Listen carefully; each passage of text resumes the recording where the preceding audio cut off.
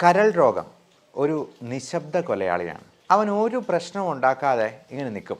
ആൾക്ക് ഇച്ചിരി വണ്ണമൊക്കെ ഉണ്ടാകും, അനുബന്ധമായിട്ട് സ്വല്പം ഡയബറ്റീസും ഹൈപ്പർ ടെൻഷനും കൊളസ്ട്രോളും ഒക്കെ ഉണ്ടാകും.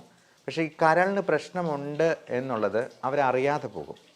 പെട്ടെന്നൊരു പ്രഭാതത്തിൽ അവർ ചോര ഛർദ്ദിക്കുകയോ അല്ലെങ്കിൽ വയറ്റിൽ നിന്ന് രക്തം പോവുകയോ ഒക്കെ ചെന്ന് നോക്കുമ്പോഴേക്കുമായിരിക്കും, ടെസ്റ്റ് ചെയ്യുമ്പോഴായിരിക്കും നമ്മൾ അറിയുക കരളിൻ്റെ ഒരു 90% പണി മുടക്കിയാണ്. അത് ഒരു തുള്ളി മദ്യം പോലും കഴിക്കാത്ത ആൾക്കാരിൽ പോലും ഈ പ്രശ്നം ഇന്ന് കണ്ടുവരുന്നുണ്ട്. ഫാറ്റി ലിവർ എന്ന പ്രശ്നം ഇന്ന് വളരെ സാധാരണമാണ്. ഒരു 90% ആൾക്കാർക്കും ഗ്രേഡ് 1 ഫാറ്റി ലിവർ എങ്കിലും ഉണ്ട് എന്നുള്ളതാണ് നമുക്ക് റേഡിയോളജിസ്റ്റിൻ്റെ അടുത്ത് നിന്നൊക്കെ സംസാരിക്കുമ്പോഴേക്കും മനസ്സിലാവുന്നത്.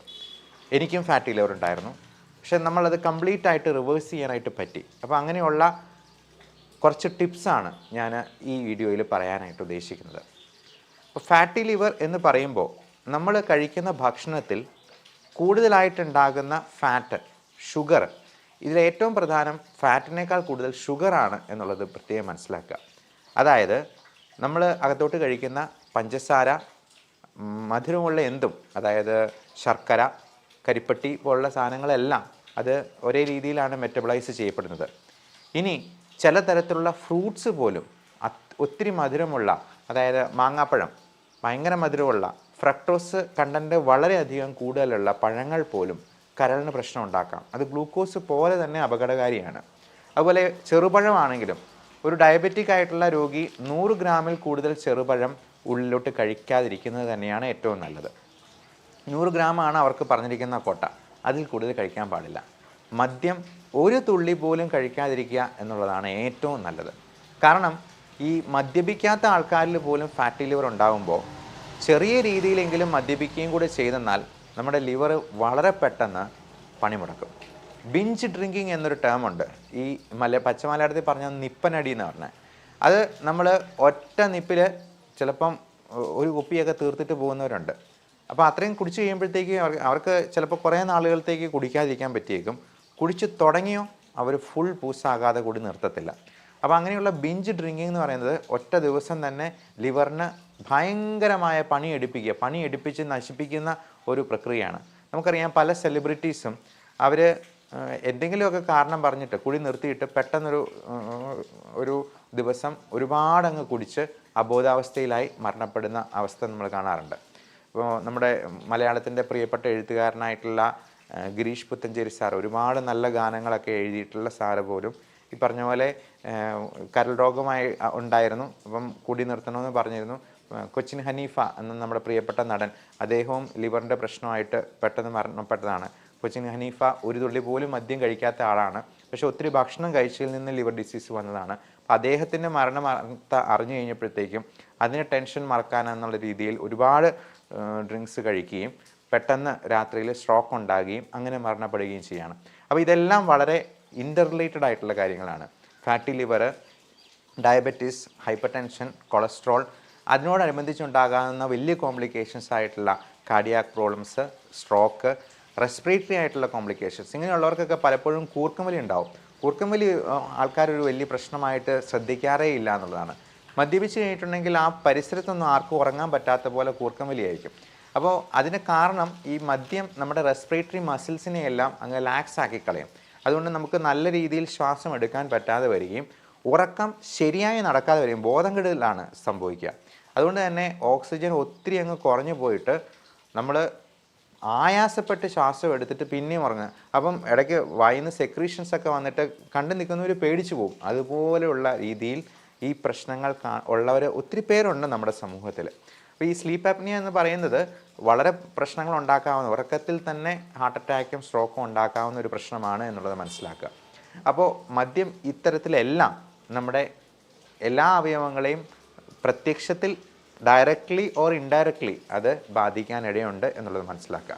അപ്പോൾ മദ്യം ഒഴിവാക്കുകയും നമ്മൾ ഭക്ഷണശീലങ്ങളിൽ കൃത്യത പുലർത്തുകയുമാണ് ഇതിന് ഏറ്റവും നല്ല കാര്യം. അപ്പം മധുരം, വൈറ്റ് പോയിസൺ പരമാവധി ഒഴിവാക്കുക, ബേക്കറി സാധനങ്ങൾ ഒഴിവാക്കുക, അതുപോലെ മൈദ അടങ്ങിയ ഭക്ഷണ സാധനങ്ങൾ പരമാവധി കുറയ്ക്കുക. അത് പൊറോട്ട മാത്രമല്ല, ബണ്ണ്, ബ്രെഡ്, കുബൂസ് തുടങ്ങിയ സാധനങ്ങളെല്ലാം മൈദയാണ്. അത് പരമാവധി കുറയ്ക്കുക. എന്നിട്ട് കൂടുതലായിട്ട് ഗ്രീൻ ലീഫി വെജിറ്റബിൾസ്, നമുക്ക് കാർബോഹൈഡ്രേറ്റ് ഒഴിവാക്കുമ്പോഴത്തേക്ക് അപ്പം പകരം എന്ത് ചെയ്യും, പ്രോട്ടീൻ വെച്ച് സപ്ലിമെൻറ്റ് ചെയ്യാം. വാസ്തവത്തിൽ നമ്മൾ കഴിക്കുന്ന ഇറച്ചിയും മീനും ഒന്നും മുട്ടയൊന്നും അല്ല ഏറ്റവും പ്രശ്നം ഉണ്ടാക്കുന്നത്, നമ്മുടെ ഈ അരി ആഹാരങ്ങളും കാർബോഹൈഡ്രേറ്റ്സുമാണ്. അപ്പോൾ വണ്ണം കുറയ്ക്കാനായിട്ടും ഉള്ളൊരു ടിപ്പ് ഞാൻ പറഞ്ഞുതരാം. അത് നമ്മൾ ഈ കാർബോഹൈഡ്രേറ്റ്സ് പരമാവധി കുറച്ചിട്ട് അതിനെ പ്രോട്ടീൻ വെച്ച് സപ്ലിമെൻറ്റ് ചെയ്യാം.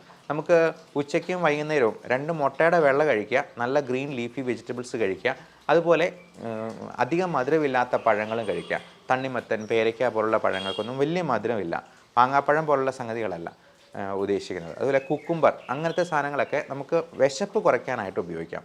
അതുപോലെ തന്നെ ഈ ഫൈബർ കണ്ടൻറ്റ് കൂട്ടാനും വിശപ്പ് മാറി നിൽക്കാനും നമ്മുടെ ഫാറ്റ് ഉരുക്കി കളയാവുന്ന തരത്തിലുള്ള പുതിയ തരത്തിലുള്ള മരുന്നുകൾ ഇന്ന് മോഡേൺ മെഡിസിനിൽ അവൈലബിൾ ആണ്.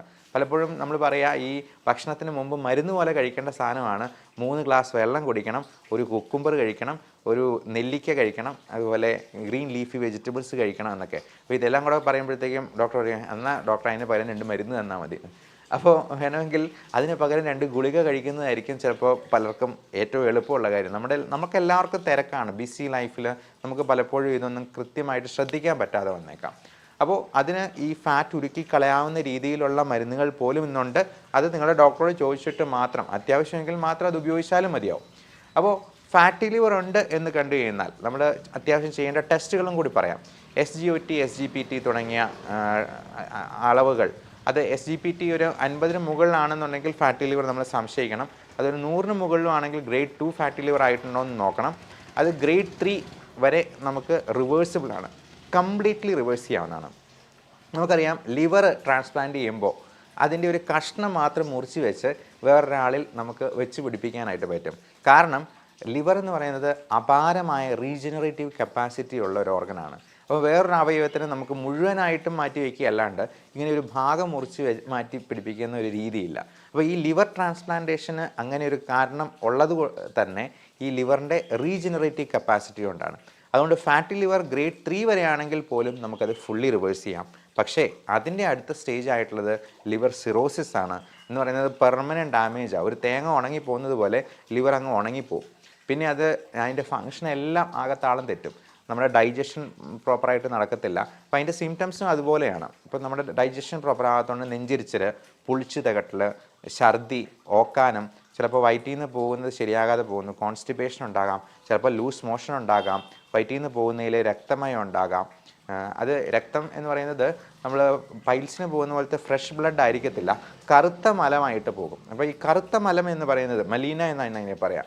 അങ്ങനെ കറുത്ത മലം കാണുമ്പോൾ നമ്മൾ അത് കൊണ്ടുപോയി ഒന്ന് ടെസ്റ്റ് ചെയ്ത് നോക്കണം. Stool occult blood. നമ്മുടെ ഈ സ്മാർട്ട് ഫോൺ സംസ്കാരത്തിൽ പലപ്പോഴും നമ്മൾ ആ ടോയ്ലറ്റിൽ പോയിരുന്ന് കുറേ നേരം ഫോണിലൊക്കെ നോക്കിക്കൊണ്ടിരുന്ന് ഫ്ലഷ് ചെയ്ത് അങ്ങോട്ട് പോകും. നമ്മുടെ മലം പോകുന്നത് അതിൻ്റെ കൺസിസ്റ്റൻസി, കളറ് ഒക്കെ ഒന്ന് ഇടയ്ക്ക് നോക്കുന്നത് നന്നായിരിക്കും. കാരണം പലപ്പോഴും ഇത് അറിയുന്നില്ല ആൾക്കാർ. മലത്തിൻ്റെ കൂടെ ബ്ലഡ് പോകുന്നത്, പൈൽസ് ഉള്ളത് പോലും ഒന്ന് അത് പുറത്ത് പറയാനുള്ള മടിയും നാണക്കേട്. ഡോക്ടർമാരുടെ അടുത്ത് ഇങ്ങനെയുള്ള കാര്യങ്ങൾ സംസാരിക്കാനൊന്നും യാതൊരു മടിയും വെക്കരുത് എന്നുള്ളതാണ് പ്രത്യേകമായിട്ട് ഓർമ്മിപ്പിക്കാനുള്ളത്. ഇങ്ങനെ എന്തെങ്കിലും ഉണ്ടെങ്കിൽ നിങ്ങൾക്ക് ഒരു സുഹൃത്തിനോടെന്ന പോലെ, അല്ലെങ്കിൽ ഒരു സഹോദരനോട്, ഒരു പെങ്ങളോടോ എന്ന പോലെ സംസാരിക്കാൻ പറ്റുന്ന ഒരു ഡോക്ടറെ നിങ്ങൾ തന്നെ കണ്ടെത്തിക്കൊള്ളുക. എന്നിട്ട് ഡോക്ടറുമായിട്ട് ഇടയ്ക്കാണെങ്കിലും ഒന്ന് സംസാരിക്കാനായിട്ടും ഒരു കോണ്ടാക്റ്റ് പുലർത്താനായിട്ടും ശ്രദ്ധിക്കുക. നമ്മുടെ അസുഖ കാര്യങ്ങളെക്കുറിച്ച് നമുക്ക് വ്യക്തമായൊരു ബോധ്യം ഉണ്ടാവണം. അതൊരു രജിസ്റ്റേർഡ് മെഡിക്കൽ പ്രാക്ടീഷണർ തന്നെയാവുക. അത് ആയുർവേദോ അലോപ്പതിയോ ഏതാകുന്നതിനും കുഴപ്പമില്ല. പക്ഷേ നമുക്ക് നമ്മുടെ നാട്ടിലെ നിയമങ്ങൾ എന്ന് പറയുന്നത് ഈ ക്വാക്സ്, നാട്ടുവൈദ്യന്മാരെന്ന് പറയുന്നത് അവർക്ക് നമ്മുടെ അത്രയും പോലും വിദ്യാഭ്യാസം ഉണ്ടാവില്ല. അങ്ങനെയുള്ള കാര്യങ്ങളിലേക്ക് തിരിയാതിരിക്കുക എന്ന് മാത്രമാണ്. പലപ്പോഴും ഈ ബിലിറൂബിൻ കൂടി മഞ്ഞപ്പിത്തം ഉണ്ടായി അതിന് ഒറ്റമൂലി എന്ന് പറഞ്ഞ് പലരും പോകാറുണ്ട്. വാസ്തവത്തിൽ ഈ ബിലിറൂബിൻ കൂടുക, ജോണ്ടിസ് ഉണ്ടാവുക എന്ന് പറയുന്നത് ഒരു അസുഖ ലക്ഷണം മാത്രമാണ്. അത് ഒരുപാട് കാരണങ്ങൾ കൊണ്ടുണ്ടാകാം. അതായത് പ്രീ ഹെപ്പാറ്റിക് ജോണ്ടിസ് ഉണ്ട്, ഒബ്സ്ട്രക്റ്റീവ് ജോണ്ടിസ് ഉണ്ട്, പലപ്പോഴും ഈ കല്ലുകൾ വന്ന് ഒബ്സ്ട്രക്റ്റ് ചെയ്യുന്നത് കൊണ്ടുണ്ടാകുന്നത് സർജിക്കൽ ജോണ്ടിസ് ഉണ്ട്. അപ്പോൾ ഇതെന്താണ് എന്ന് കണ്ടെത്തി അതിനെ കറക്റ്റായിട്ട് ട്രീറ്റ് ചെയ്യുന്നാലേ ഇത് പൂർണ്ണമായിട്ടും ഭേദമാകത്തുള്ളൂ. അല്ലാതെ മഞ്ഞപ്പിത്തം ഉണ്ടായി, മഞ്ഞപ്പിത്തത്തിന് ഒറ്റമൂലി എന്ന് പറയുന്ന സംഗതി തന്നെ അശാസ്ത്രീയമാണ്. അങ്ങനെയുള്ള രീതികളിലേക്ക് പോകാതിരിക്കാനാണ് പ്രത്യേകമായിട്ട് ഓർമ്മിപ്പിക്കാനുള്ളത്.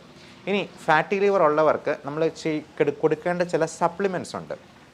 അതായത് നമ്മൾ മെയിനായിട്ടും പറയുക vitamin D3, vitamin E, omega 3 fatty acid, ഇത് 3 നമ്മൾ സപ്ലിമെൻറ്റ് ചെയ്യേണ്ടതായിട്ട് വരും. D3 ഇന്ന് പലർക്കും ഡെഫിഷ്യൻ്റ് ആണ്. നമ്മൾ വെയിൽ കൊള്ളുന്ന കുറവായതുകൊണ്ട്, അല്ലെങ്കിൽ തന്നെ പുരുഷന്മാർക്കാണെങ്കിൽ ഷർട്ട് ഇടാതെ അരമണിക്കൂർ വെയിൽ കൊള്ളാനായിട്ടാണ് പറയുക. പക്ഷേ അത് പലപ്പോഴും നമുക്ക് സാധ്യമാകത്തില്ല. അപ്പോൾ D3 ഒന്ന് ചെക്ക് ചെയ്യുമ്പോൾ തന്നെ 1000 രൂപയോളം ചിലവ് വരും. 100 രൂപയ്ക്ക് അതിൻ്റെ സപ്ലിമെൻ്റ് ഒരു മാസത്തേക്ക് എടുക്കാം.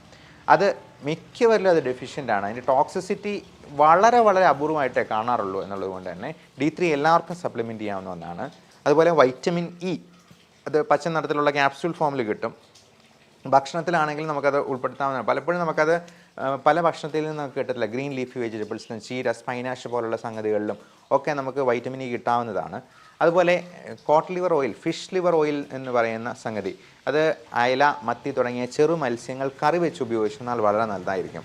തുണ്ടമീനൊന്നും നമുക്ക് വേണ്ട. തുണ്ടമീനൊക്കെ പലപ്പോഴും റെഡ് മീറ്റ് ഗണത്തിൽപ്പെടുന്നതാണ്. അത് ഫാറ്റി ലിവറിന് കൂടുതൽ ഉണ്ടാക്കാൻ പ്രശ്നമുള്ള സംഗതികളാണ്. ഈ തുണ്ടമീനാണെങ്കിലും പോർക്ക്, മട്ടൺ, ബീഫ് തുടങ്ങിയിട്ടുള്ള ബാക്കിയുള്ള ഇറച്ചികളാണെങ്കിലും ഒക്കെ. അതുപോലെ റെഡ് മീറ്റ് ഗണത്തിൽപ്പെടുന്ന സംഗതികൾ പരമാവധി ഒഴിവാക്കുക. വൈറ്റ് മീറ്റ് ആയിട്ടുള്ള ചിക്കൻ കറി വെച്ച് ഉപയോഗിക്കുന്നത് തീർച്ചയായിട്ടും നല്ലതായിരിക്കും. പൗൾട്രി വിഭാഗത്തിൽപ്പെട്ടത് എല്ലാം വൈറ്റ് മീറ്റാണ് എന്ന് നമുക്ക് ജനറലൈസ് ചെയ്ത് പറയാം. അതുപോലെ ഫ്രൈഡ് ഐറ്റംസ് പരമാവധി കുറയ്ക്കുക. ഏറ്റവും പ്രധാനം ഇതിനകത്ത് കാർബോഹൈഡ്രേറ്റും ഷുഗറും കുറയ്ക്കുക എന്നുള്ളതാണ്. അപ്പോൾ ഈ സപ്ലിമെൻറ്റ്സ് 3 കാര്യങ്ങൾ പറഞ്ഞു. ഇനി ഇതിനോടനുബന്ധിച്ച് ഡയബറ്റീസ് ഉള്ളവർക്ക് ആ മരുന്നുകളിൽ അല്പം മോഡിഫിക്കേഷൻ വരുത്തിയെന്നാൽ അത് ഫാറ്റി ലിവറിനെയും കൂടി ഹെൽപ്പ് ചെയ്യും. ഉദാഹരണത്തിന് മെറ്റ്ഫോമിൻ എന്ന മരുന്ന്, അത് ഒരു ദിവസം 2 ഗ്രാം വരെ നമുക്ക്, അതായത് 2000 മില്ലിഗ്രാം വരെ ഒരാൾക്ക് സേഫായിട്ട് കഴിക്കാം. മെറ്റ്ഫോമിൻ 2000 മില്ലിഗ്രാം തന്നെ കഴിക്കുന്നതാണ്. മെറ്റ്ഫോമിൻ ഗുളികയ്ക്ക് വെയിറ്റ് കുറയ്ക്കാനായിട്ടുള്ള അത്ഭുതകരമായിട്ടുള്ള കഴിവുള്ളത് കൊണ്ടും ഫാറ്റി ലിവറിനെ നിയന്ത്രിക്കാനും പറ്റുന്നതുകൊണ്ട് മെറ്റ്ഫോമിൻ ഈ ഡയബറ്റിക് രോഗികൾക്ക് വളരെ നല്ല ഒരു ചോയ്സാണ് എന്ന് പ്രത്യേകം ഓർക്കുക.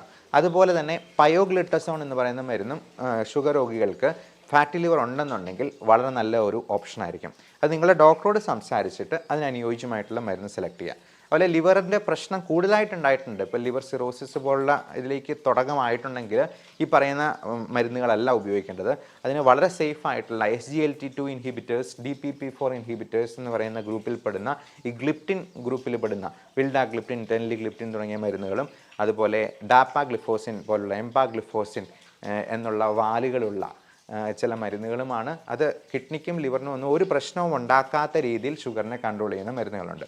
അപ്പോൾ ഇത് നമ്മൾ ഇടയ്ക്കിടയ്ക്കൊക്കെ ഒന്ന് ചെക്ക് ചെയ്യണം. നിങ്ങളുടെ ഡോക്ടറോട് ചോദിച്ച് അതിന് അനുയോജ്യമായിട്ടുള്ള മരുന്നുകളിലേക്ക് നമ്മൾ മാറണം എന്നുള്ളതാണ് പ്രത്യേകം ഓർപ്പിക്കാനുള്ളത്.